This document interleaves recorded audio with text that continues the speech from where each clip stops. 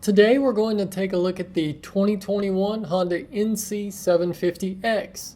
We'll talk about where this bike fits into Honda's current motorcycle lineup, and we'll also go over some of its specs and features. Plus, we'll go over what Honda changed for this year and start it up too, so you can hear what it sounds like and more.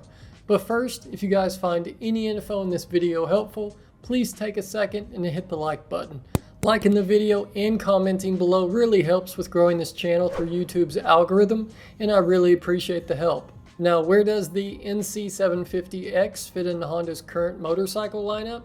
Well, Honda considers this an adventure model, and if you remove the CRF and XR dual sport models, which are more dirt orientated but lumped into the adventure category on their website, as well as the dual sport, it leaves you comparing this model against the CB500X at $69.99, which is $1,500 less than this NC750X, but it also doesn't have an optional DCT automatic transmission like the NC does. Then you also have the Africa Twin to compare it against, but with those you quickly jump into another price category as they start at $14,399 and top out at $17,999. I want to take a quick second and say thank you to Southern Honda Power Sports for opening their doors to me and allowing me to come pick through their inventory for these videos. They are a massive Honda Power Sports dealer here in Chattanooga, Tennessee, with tons of inventory from new Hondas to used Harleys and everything in between that they sell to people from all over the USA.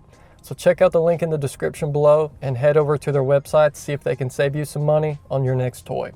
And now that we've got that out of the way, let's jump into a little more info on the NC750X. First up, let's dive into the options that you have, or should I say lack thereof. I'm just giving Honda a hard time, as you do at least have one option, and that's more than some models currently. The only option you have to choose from comes in the way of transmissions. You can opt for the 6-speed manual transmission that comes in with an MSRP of $84.99, or you can jump over to the extremely popular DCT automatic transmission for an additional $800, bringing you up to $92.99. Now, I could spend 20 minutes alone talking about the DCT transmission, but I don't want to bore you guys, so I'll leave a link below with more info if you'd like to read the technical babble. And in short, the DCT automatic setup lets you put it in fully automatic mode, or you hit a button and put it into manual mode, and you can change gears by clicking the plus and minus buttons on the left side of the handlebar, just like paddle shifters in a car.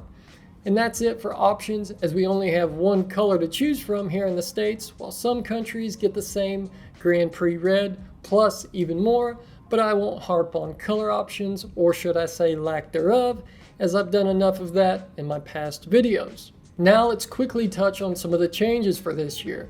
The 2021 now has more horsepower, plus a higher red line, and revised gearbox ratios, which all come hand in hand with the new throttle-by-wire management, 3 riding modes, and a refined Honda selectable torque control system. Its frame has been redesigned and the bike is now 13.2 pounds lighter. This bike's party piece is its storage area, where the fuel tank would normally be, and that's been increased by 1 liter now, bringing it up to 23 liters. Plus, you now have a location for the accessory USB-C socket. Honda also threw in a slipper clutch in there, reducing lever pull by 20%, while also helping to keep you from locking the rear tire up. Plus, Honda also dropped the seat height by 1.2 inches, bringing it down to 31.5 inches. And if you'd like even more details on all of the changes that were done for 2021, I'll throw a link over to HondaProKevin.com where I dive more into that info, as if we kept going on every little detail, this video would be 45 minutes long, and I know none of you are going to listen to me talk for that long. Now, let's jump into the chassis and suspension. It uses a tubular steel diamond frame, and part of the weight savings on the bike came from a careful redesign and by using different tube thicknesses. They were able to shave off 2.6 pounds over the previous chassis. While doing this, they were able to free up that extra space in the storage compartment that we covered earlier by relocating the battery and redesigning the airbox. The bike's curb weight comes in at 472 pounds for the manual and 493 pounds for the DCT, with a 48-52 weight distribution split. It has a 41mm fork with 4.7 inches of travel and uses Showa dual bending valves with ratios optimized for both compression and rebound damping.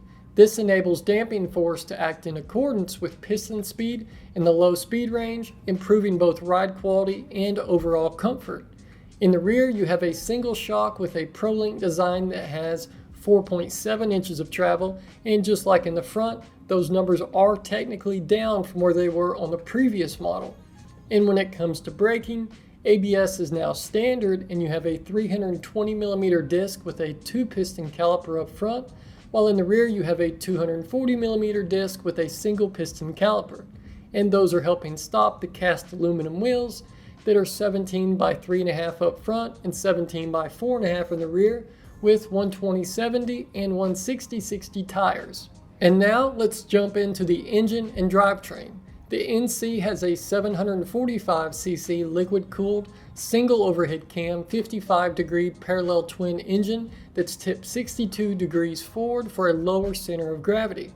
Not only did they bump the horsepower up for 2021, but they also raised the redline by 600 RPM, and that ties in with the other engine changes made for this year to make the bike a little more fun and exciting, as that's always been a weak point in the past on this bike. Thankfully, even with all of the engine changes that were made, it's still an extremely affordable bike to maintain, as you can see here by the maintenance schedule. Finishing off the drivetrain portion brings us up to how you'll change gears, and with this bike, like we mentioned earlier, you do have a manual 6-speed to choose from or the DCT automatic, both of which receive shorter gear ratios for 1st through 3rd gears for quicker acceleration and taller 4th through 6th gears to help with fuel economy. And now let's touch on some of the electronics available on this bike. You have Honda's selectable torque control system called HSTC, and now with it having throttle by wire, it now offers a much softer and finer intervention while managing rear wheel torque. Plus, you have 3 levels now that will show on the screen compared to the 2 it had before. And just like before, you can turn it off completely if you're in the mood to have a little fun. Also, with it having throttle by wire now, you also have 4 different rider modes to choose from depending on the conditions or what mood you're in. And I'll also throw on the screen those details for each mode, from sport to rain to standard, and then your own custom user mode.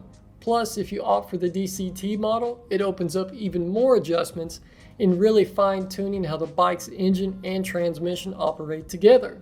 Now, let's start it up and show you what it sounds like, and then we'll come back for a few more things.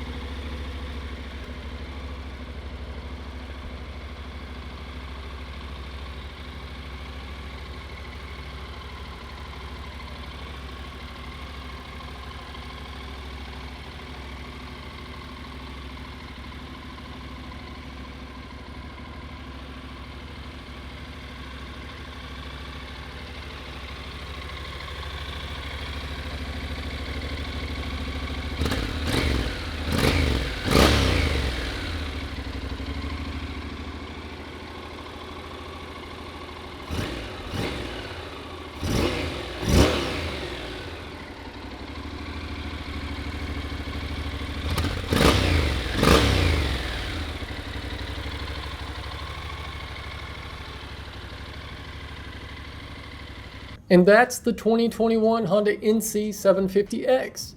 What do you guys think about it? What do you think about the changes Honda threw at it for 2021? Also, do you think they're moving in the right direction with these updates, or would you like to see them change something else? Let me know what you guys think in the comments section below, and I'll be joining in on the conversation too.